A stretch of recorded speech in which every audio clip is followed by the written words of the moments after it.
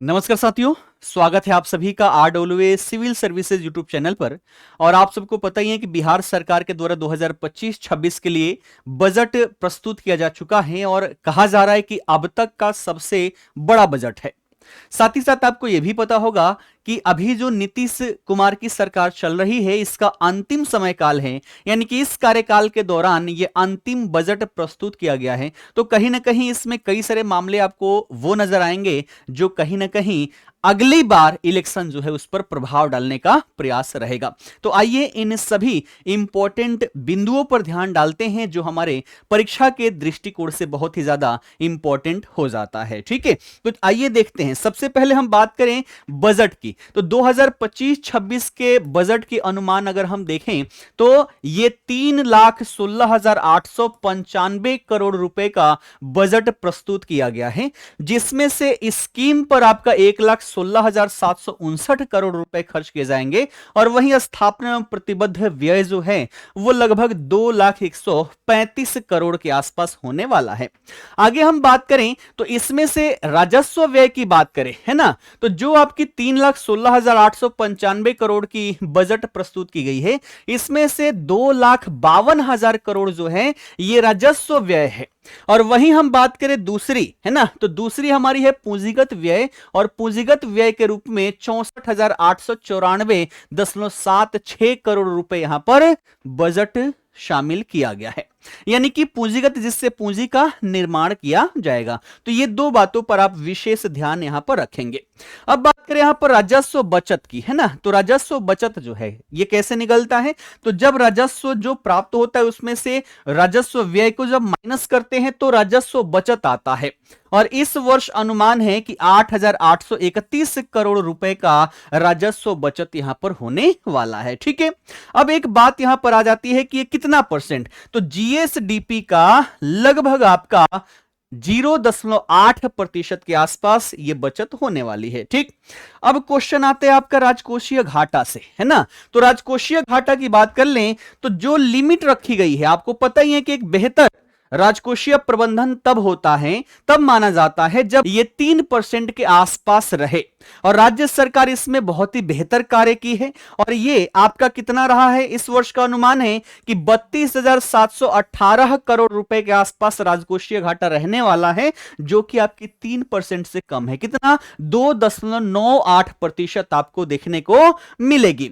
इसके साथ साथ अगर हम बात करें कि कौन से स्कीम पर सबसे ज्यादा बजट यहां पर खर्चे होने हैं, तो ध्यान रखिएगा राज्य सरकार शिक्षा पर सबसे ज्यादा खर्चा करने वाली है। अगर स्कीम में हम देखें बजट में तो सबसे ज्यादा खर्चा जो है वो कहां पर, शिक्षा के क्षेत्र में किया जा रहा है, शिक्षा विभाग के लिए किया जा रहा है। और सबसे ज्यादा बजट अगर प्रस्तावित है तो वो शिक्षा के लिए है, लगभग 60,000 करोड़ रुपए शिक्षा के लिए ही यहां पर खर्च किए जाने हैं। ठीक है, दूसरे नंबर पर ग्रामीण विकास विभाग है, फिर स्वास्थ्य विभाग है, फिर ग्रामीण कार्य विभाग है, समाज कल्याण विभाग है। तो ये विभिन्न मद हैं जहां पर ये बजट प्रस्तावित है। ठीक, अब देखिएगा कुछ थोड़ा सा डिटेल में हम बात करें जो हमारे लिए इंपॉर्टेंट है, तो ध्यान रखिएगा वित्तीय वर्ष 2025-26 का कुल व्यय का अनुमान हमने कितना देखा, 3,16,895 करोड़ रुपए, है ना। और ये अगर हम बात करें पिछले वर्ष से कंपेयरिंग करें तो पिछले वर्ष का बजट था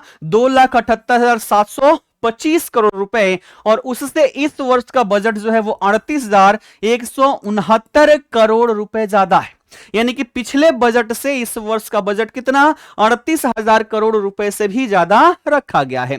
अब इसमें से पूछा जाए विकासात्मक कितने खर्चे किए जाएंगे, विकास पर कितना खर्च किया जाएगा, तो ध्यान रखिएगा विकासात्मक और गैर विकासात्मक व्यय की अगर हम बात कर लें तो सबसे ज्यादा यहां पर विकासात्मक है, लगभग 65% के आसपास, और गैर विकासात्मक व्यय जो है वो लगभग 35% के आसपास आप सभी को नजर आ रहा होगा। तो इसको भी आप सभी को ध्यान में रखना है।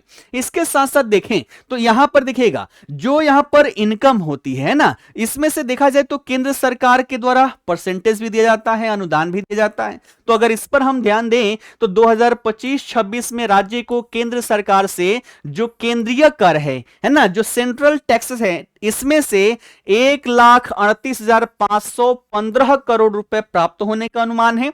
और इसके साथ साथ देखें तो यहां पर है ना, जो पिछला वर्ष रहा था उससे ये भी 25,500 करोड़ से अधिक आपको नजर आ रही होगी। यानी कि सरकार से, जो केंद्र सरकार से टैक्स है, उसमें जो हिस्सा मिलने वाला है ये आपका कितना मिलने वाला है, 1,38,515 करोड़ रुपए। ठीक, उसके साथ साथ वित्तीय वर्ष 2025-26 में 32,718 करोड़ रुपए का राजकोषीय घाटा रहने का अनुमान है, जो कि हमारा जो जीडीपी है, जीडीपी का कितना है, 2.98%, यानी कि जो 3% का लेवल है उसको हमने यहां पर बनाए रखा है। ठीक है, अब बात कर ले शिक्षा विभाग की, तो ध्यान रखिएगा कि सबसे ज्यादा बजट है ना, सबसे ज्यादा बजट अगर किसी क्षेत्र में खर्चे करने की बात हुई है तो वो है हमारा शिक्षा का, है ना। शिक्षा विभाग के लिए 2025-26 में 60,964 करोड़ रुपए जो है इसका बजट प्रस्तावित है, ताकि बिहार की शिक्षा व्यवस्था जो है उसको ज्यादा से ज्यादा बेहतर यहां पर किया जा सके। इसमें से राजस्व मद में 57,207 करोड़ रुपए और वहीं पूंजीगत मद में 3,757 करोड़ रुपए यहां पर खर्चे किए जाएंगे। वहीं बात करें स्वास्थ्य विभाग की, क्योंकि आप सबको पता ही है कि अगर किसी राज्य का डेवलपमेंट होना हो तो इसमें स्वास्थ्य का अहम योगदान होता है। अगर मैं स्वस्थ रहूंगा तो वर्ष भर में 365 दिन कार्य करूंगा, ज्यादा इनकम मैं यहां पर जनरेट करूंगा, तो कहीं ना कहीं राज्य के अर्थव्यवस्था में इसका योगदान होगा। लेकिन वहीं अगर मैं बीमार रहूं तो मैं वर्ष भर काम नहीं कर पाऊंगा, इनकम जनरेशन कम होगी, तो कहीं ना कहीं वो राज्य की अर्थव्यवस्था पर भी प्रभाव डालेगा। तो शिक्षा विभाग को भी बेहतर करने के लिए यहां पर कार्य किया गया है और इसके लिए 20,035 करोड़ रुपए जो है यहां पर बजट प्रस्तावित किया गया है। फिर बात करें सड़कों की, कनेक्टिविटी ना हो, कनेक्टिविटी को अर्थव्यवस्था का लुब्रिकेशन कहा जाता है, तो कनेक्टिविटी जितनी बेहतर होगी अर्थव्यवस्था हमारा उतना तेजी से ग्रोथ करेगा। तो सड़क क्षेत्र के लिए भी यहां पर देखा जाए तो 17,908 करोड़ रुपए प्रस्तावित किए गए हैं, जिसमें नए सड़कों का निर्माण है और पुराने सड़कों का मरम्मत भी इसमें शामिल किया गया है। वहीं कल्याण क्षेत्र की बात करें, जैसे कि हमारा एससी हो गया, एसटी हो गया, ठीक है, हमारा पिछड़ा वर्ग हो गया, अति पिछड़ा वर्ग हो गया, तो इन सभी से संबंधित जो कल्याण का कार्य है इसके लिए भी यहां पर 13,368 करोड़ रुपए की व्यय करने का जो यहां पर बजट है ये प्रस्तावित किया गया है। इसके साथ साथ अब देखिएगा, अगर बात करें रुपया आता कहां से है, देखिए बजट क्या होता है, तो जो हमारी आय है और जो हमारी व्यय है इसी का विवरण होता है।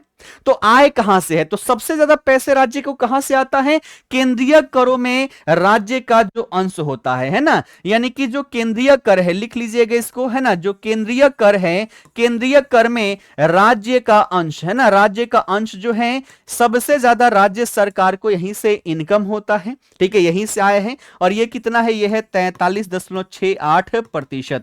तो सर्वाधिक पैसे कहां से आते हैं, केंद्रीय कर राज्य से, यहां उसमें जो अंश होता है राज्य का वहां से आता है, ठीक है। और राज्य सरकार जो है कर से राजस्व कितनी वसूलेगी, तो ये 18.77% वसूली करेगी, ठीक है। अब बात करें सबसे ज्यादा खर्चा कहां पर होता है, तो ध्यान रखिएगा सबसे ज्यादा खर्चा जो है वो सामाजिक सेवा पर, कहां पर, तो सामाजिक सेवा जो है, सामाजिक सेवा पर सबसे ज्यादा खर्च राज्य सरकार करती है 39.8%।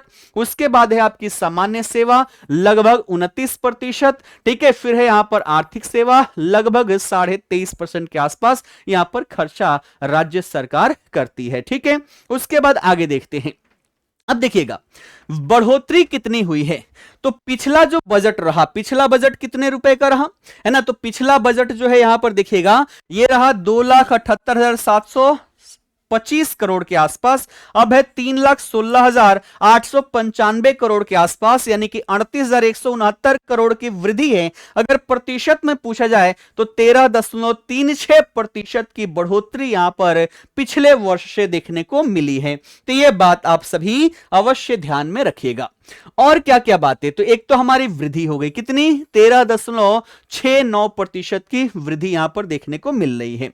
अब देखिएगा अब क्या क्या बातें, तो सबसे पहले जब भी बजट प्रस्तुत किया जाता है तो विभिन्न क्षेत्रों के लिए यहां पर बात की जाती है। सबसे पहली बात करें यहां पर महिला के लिए क्या क्या आप सभी को इस बजट में देखने को मिलेगा, तो सबसे पहले ध्यान रखिएगा जो महिला सिपाही हैं जिस थाने में वो कार्यरत होंगी, तो उसी थाने के आसपास उनको आवासीय सुविधा उपलब्ध करवाया जा सके, इस पर सरकार जो है जोर देने वाली है। अब इसके लिए सरकार को संरचना खुद बनाना पड़ेगा, है ना, आवासीय व्यवस्था खुद बनाना पड़ेगा, इसमें पैसे ज्यादा खर्च होंगे।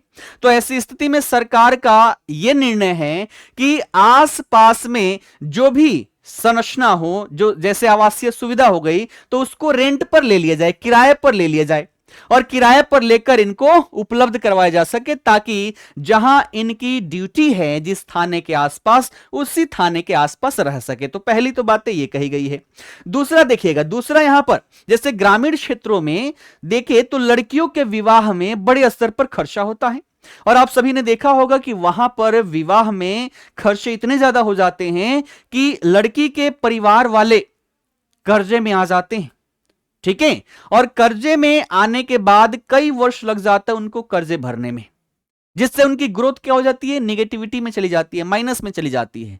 तो विवाह जो है, विवाह में ज्यादा खर्चे ना हो, कम से कम पैसे में विवाह हो सके, इसलिए यहां पर बात कही गई है कि प्रत्येक पंचायत में गरीब कन्याओं के विवाह के लिए राज्य सरकार के द्वारा चरणबद्ध तरीके से कन्या विवाह मंडप जो है ये यहां पर लगाया जाएगा। तो दूसरी बातें क्या कही जा रही है, कन्या विवाह मंडप यहां पर स्थापित किया जाएगा, ताकि कम से कम खर्चे में किसी भी कन्या का विवाह हो सके, जो कि एक बेहतर कदम है ना। इसके साथ साथ और क्या है, ध्यान रखिएगा, तो राज्य में पिंक बस जो है, पिंक बस चलाने की बात की जा रही है। पिंक बस ऐसी सिस्टम होगी राज्य में जिसमें कंडक्टर हो, ड्राइवर हो या सवारी हो, सब कुछ महिलाओं के द्वारा ही नियंत्रित किया जाएगा, इसमें पुरुष का कोई योगदान नहीं रहने वाला है, ताकि महिला सुरक्षा को और भी ज्यादा बेहतर किया जा सके। तो यहां पर पिंक बस चलाने की योजना है, जो प्रमुख शहरों में यहां पर चलाई जाएगी। कंडक्टर, सवारी, चालक, सब की सब यहां पर क्या होंगी, महिला होंगी।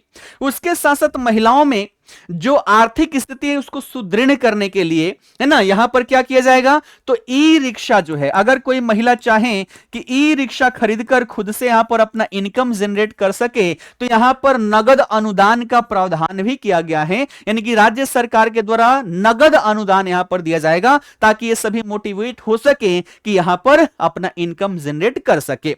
उसके साथ साथ यहां पर देखना, अब यहां पर बात हो गई कि महिला बस चलाएंगी, तो महिलाओं को ट्रेनिंग कौन देगा, तो महिलाओं को ट्रेनिंग देने के लिए जो भी प्रमुख शहर हैं, उन सभी शहरों में महिला वाहन परिचालन प्रशिक्षण केंद्र की स्थापना की जाएगी, और उसमें जो ट्रेनर होगी ना, प्रशिक्षक जो होगी, वो भी क्या होगी, महिला होगी। तो महिला सुरक्षा पर राज्य सरकार एकदम बेहतर तरीके से यहां पर कार्य करने वाली है। तो हमने देख लिया कन्या विवाह मंडप, है ना, जिसके तहत प्रत्येक पंचायत में कन्या विवाह मंडप स्थापित किए जाएंगे। ये मंडप गरीब परिवारों को विवाह समारोह आयोजित करने के लिए एक स्थान प्रदान करेंगे, जिससे विवाह से जुड़े खर्चे जो है इनको कम करने में मदद मिलेगी। इससे गरीब परिवारों पर वित्तीय बोझ कम होगा और लड़कियों के विवाह को सुगम बनाया जा सकेगा। इस उद्देश्य से क्या किया जाएगा, प्रत्येक पंचायत में कन्या विवाह मंडप शुरू किया जाएगा। फिर एक महिला हाट भी बनाया जाएगा, ठीक है। तो पटना में एक महिला हाट की स्थापना की जाएगी, ताकि महिलाओं के द्वारा बनाए गए जो भी वस्तु है उनको प्रदर्शित किया जा सके और उनको बेचे जा सके, है ना। तो प्रदर्शित करने और बेचे जाने के लिए बेहतर स्थान के लिए यहां पर महिला हाट की स्थापना की जाएगी। कहां पर, पटना में, ठीक है। उसके बाद वेंडिंग जोन है ना, इसका उद्देश्य क्या है कि महिला वेंडर्स को सुरक्षित और सुविधाजनक स्थान प्रदान करना। इस उद्देश्य से वेंडिंग जोन जो है ये राज्य के प्रमुख शहरों में स्थापित किया जाएगा, ठीक है। उसके साथ साथ पिंक बसें हमने अभी अभी देखा, है ना, कि जो प्रमुख शहर होगा उसमें पिंक बसें चलाने की बात की जाएगी, है ना। साथ ही साथ पिंक शौचालय भी याद रखिएगा, पिंक शौचालय, जैसे कहीं भी सार्वजनिक स्थल में ऐसे शौचालय जो महिलाओं को, है ना, पुरुषों की तो बात है ना, पुरुषों के लिए सुविधाएं ज्यादा हैं लेकिन महिलाओं के लिए कम है। तो ऐसी स्थिति में जितने भी सार्वजनिक स्थल हैं प्रमुख शहरों में, वहां पर पिंक शौचालय की स्थापना भी की जाएगी, ताकि महिलाओं को ऐसी समस्याओं से जूझना ना पड़े। तो ये भी यहां पर बेहतर कार्य किए गए हैं। इसके साथ साथ महिला स्वस्थ रहे, है ना, महिला की हेल्थ जो है, हेल्थ बेहतर रहे, महिला स्वस्थ रहे, इसके लिए जिम ऑन व्हील्स की व्यवस्था भी की गई है, ताकि महिला स्वास्थ्य और फिटनेस के प्रति उनको जागरूक किया जा सके। यानी कि सबसे पहले तो पटना में महिला प्रशिक्षकों के साथ जिम ऑन व्हील्स शुरू किया जाएगा, जो मोबाइल जिम महिलाओं को व्यायाम करने और स्वस्थ जीवन शैली अपनाने के लिए प्रोत्साहित करेगा, खासकर उन क्षेत्रों में जहां पर जिम तक पहुंच नहीं है। तो जिम तक आप नहीं जा सकते, जिम बहुत दूर है, तो अब जिम आपके पास आ जाएगा, आप क्या कीजिए, जिम कीजिए और हेल्दी रहिए। तो यह प्रावधान यहां पर बजट में किया गया है महिलाओं के लिए। इसके साथ साथ बिहार राज्य सड़क परिवहन निगम जो है, यानी कि जो राज्य में जो सरकारी बसेज हैं उनको चलाती है, अब इसके अंतर्गत 33% आरक्षण महिलाओं के लिए कर दिया गया है। यानी कि कंडक्टर हो, ड्राइवर हो, जितनी भी नौकरी होगी उसमें 33% महिलाओं का आरक्षण यहां पर कर दिया गया है। तो यह भी यहां पर बेहतर कदम उठाया गया है। ठीक है, ई रिक्शा सब्सिडी हमने यहां पर देख ही लिया, नगद में सब्सिडी मिलने वाला है। अब बात कर ले स्वास्थ्य की, है ना, कि जो स्वास्थ्य सुविधा है, स्वास्थ्य के लिए बजट में क्या क्या घोषणा की गई है। तो सबसे पहले अनुमंडल स्तर पर अनुमंडलीय अस्पताल स्थापित है। इन अस्पतालों के अतिरिक्त यहां पर एक अन्य रेफरल अस्पताल का भी निर्माण किया जाएगा, ताकि स्वास्थ्य सुविधा जो है और भी ज्यादा यहां पर बेहतर हो सके। ठीक है, उसके बाद कैंसर के लिए यहां पर प्रयास किया जा रहा है। कैंसर जैसी जो गंभीर बीमारी है, इसके रोकथाम के लिए, इसके इलाज के लिए सबसे पहले तो बिहार में एक बिहार कैंसर केयर सोसाइटी की स्थापना की जाएगी, जो इस क्षेत्र में बेहतर कार्य करेगा। और साथ ही साथ बेगूसराय जिले में एक कैंसर अस्पताल की स्थापना भी की जाएगी, ताकि कैंसर जैसी जो समस्याएं हैं, बीमारी है, इससे आसानी से लड़ा जा सके। ठीक है, उसके साथ साथ बात करें तो राज्य सरकार जो है ये लोक स्वास्थ्य प्रबंधन संवर्ग का सृजन भी करेगा, ताकि जो स्वास्थ्य क्षेत्र है इसका मैनेजमेंट बेहतर तरीके से किया जा सके, ज्यादा से ज्यादा लोगों तक आसानी से स्वास्थ्य सुविधा उपलब्ध करवाया जा सके, इसके संदर्भ में ये कार्य करेगा। तो स्वास्थ्य के क्षेत्र में ये भी बेहतर कार्य किया गया है। साथ ही साथ मेडिकल कॉलेज प्राइवेट संस्थानों के माध्यम से संचालित किए जाएंगे। इसके लिए राज्य सरकार क्या करेगी, प्रोत्साहित करेगी। ठीक है, राज्य के पास उतने बजट नहीं है कि हर एक मेडिकल कॉलेज सरकारी ही हो, तो जो निजी हैं, जिनके पास पैसे हैं, उनको प्रोत्साहित किया जाएगा, और ये निजी क्षेत्र जो हैं, ये निजी मेडिकल कॉलेज संचालित कर पाएंगे। साथ ही साथ, है ना, तो मेडिकल कॉलेज की बात कर लें तो ध्यान रखिएगा, मेडिकल कॉलेज जो है ये किस तरीके से, तो एक तो निजी स्तर पर, ठीक है, एक निजी स्तर पर, और दूसरा जो है पीपीपी, यानी कि पीपीपी का मतलब क्या हुआ, निजी जन भागीदारी, यानी कि इसमें सरकार का भी पैसा होगा, ठीक है, उसके बाद किसी निजी व्यक्ति का भी पैसे होगा, और दोनों मिलाकर भी यहां पर मेडिकल कॉलेज स्थापित करेंगे और चलाएंगे, ताकि राज्य में स्वास्थ्य सुविधा जो है यहां पर बेहतर हो सके और ज्यादा से ज्यादा डॉक्टर्स जो हैं यहां पर बन सके। तो ये यहां पर बात की गई है। साथ ही साथ जो स्लम एरिया है, स्लम एरिया में आपने देखा होगा कि वहां पर स्वास्थ्य संबंधी कई सारी समस्याएं देखने को मिलती है। तो यहां के लोग जो इन स्वास्थ्य समस्याओं से जूझते हैं, इसको और बेहतर करने के लिए, है ना, ताकि स्वास्थ्य सुविधा उनके तक पहुंच सके, इसके लिए नगर चिकित्सा सुविधा केंद्रों की स्थापना की जाएगी, ऐसी बजट में बात की गई है। तो स्वास्थ्य के क्षेत्र में ये सारे कार्य यहां पर किए गए हैं। अगर हम बात करें कनेक्टिविटी की, तो कनेक्टिविटी में आप सबको पता ही है कि सड़क जो है तगड़ी सड़कें बना दी गई हैं। 20 साल पहले जो ग्रामीण क्षेत्र की जो सड़कें थी, है ना, उनकी लेंथ कितनी थी, मात्र 1000 किलोमीटर, जो कि बढ़कर 1,16,000 किलोमीटर से भी ज्यादा हो चुकी है। नेशनल हाईवे, स्टेट हाईवे, है ना, उसके बाद जिला पथ, परिपथ जो है ये, और ग्रामीण सड़क, इन सभी के माध्यम से हर जगह आपको कनेक्टिविटी देखने को मिल रही है। लेकिन ये कनेक्टिविटी और तेज हो सके, इसके लिए हमने हवाई क्षेत्र में भी विकास करने का फैसला लिया हुआ है। राज्य में 15 हवाई क्षेत्र जो है, 15 हवाई अड्डे जो है, इसके विकास की चर्चा की गई है, जिसमें से एक पूर्णिया जिला जो है, पूर्णिया जिला का हवाई अड्डा, इसका निर्माण किया जा रहा है और बहुत ही जल्दी से चालू करने की बात कही गई है।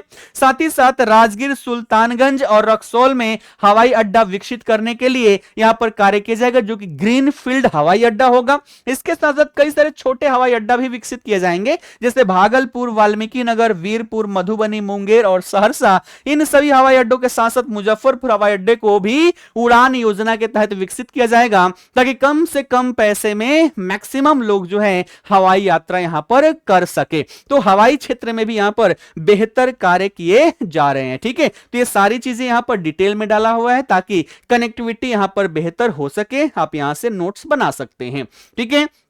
उसके बाद अब बात करें कृषि के लिए, है ना, कि कृषि के लिए बजट में क्या प्रावधान किया गया है। तो देखिएगा, कृषि क्षेत्र में सबसे बड़ी समस्याएं हो जाती हैं कि जो मेहनत करता है, जो यहां पर फसलों का उत्पादन करता है, उनको उचित रेट नहीं मिल पाता और बीच में बिचौलिए जो हैं किसानों से कम रेट पर अनाज दाल खरीद कर और मार्केट में ले जाकर महंगे रेट पर बेच देते हैं। तो इससे बचने के लिए सरकार के द्वारा एमएसपी लाया गया है, मिनिमम सपोर्ट प्राइस, और इसमें बात किया गया है कि राज्य के 21 कृषि उत्पादन बाजार प्रांगणों के आधुनिकीकरण किया जाएगा, है ना। इसके लिए 1289 करोड़ रुपए की योजना यहां पर शुरू की जाएगी, है ना। तो एमएसपी के तहत कई सारे फसलों को शामिल किया गया है। इस बार जो बात की गई है वो दाल के लिए किया गया है। इसके तहत राज्य सरकार द्वारा एनसीसीएफ और नेफेड इत्यादि से समन्वय किया जाएगा और इसके तहत अरहर की खरीद की जाएगी, है ना, दालों की। तो अरहर मूंग उड़द इत्यादि की जो दाल है उसके लिए एमएसपी तय किया जाएगा और एमएसपी तय करके उस पर सरकार के द्वारा खरीदा जाएगा ताकि जो हमारे कृषक हैं उनको उचित मूल्य प्राप्त हो सके, ठीक है। उसके साथ साथ एक विशेष बात है, सुधा का नाम आप सभी ने सुना होगा, है ना। तो सुधा के माध्यम से, सुधा आपने देखा होगा कि हर जगह आपको सुधा का सेंटर दिखाई देगा, जिसके माध्यम से डेयरी प्रोडक्ट जो है वो हमें आसानी से ताजा और बेहतर मिल पाता है। इसी के तर्ज पर एक तरकारी सुधा आउटलेट खोला जाएगा प्रखंड स्तर पर। तो अब क्या किया जाएगा, तरकारी सुधा आउटलेट, है ना, तरकारी सुधा आउटलेट खोला जाएगा। कहां पर, तो प्रखंड के स्तर पर। इसके माध्यम से जो भी सब्जियां होंगी, है ना, किसान आसानी से यहां पर ले जाकर अपना बेच पाएंगे और लोगों को ताजा और अच्छे रेट पर जो सब्जियां है वो यहां पर मिल पाएगी। तो प्रखंड स्तर पर तरकारी सुधा आउटलेट खोलने जाने का भी प्रावधान यहां पर किया गया है, ठीक है। तो किसानों के लिए दालों के लिए एमएसपी तय करने की यहां पर बात की गई है, ठीक है। उद्देश्य क्या है कि जो भी दाल उत्पादक किसान हैं उनकी उपज का उचित मूल्य इनको प्राप्त हो सके और दालों की खेती जो इसको प्रोत्साहित किया जा सके। दाल सबसे ज्यादा उत्पादन कहां पर होता है, तो पटना में होता है, आप सबको पता ही है, ठीक है। अब लास्ट में हम बात करें कि राजनीतिक संदर्भ क्या है इस बजट का, है ना,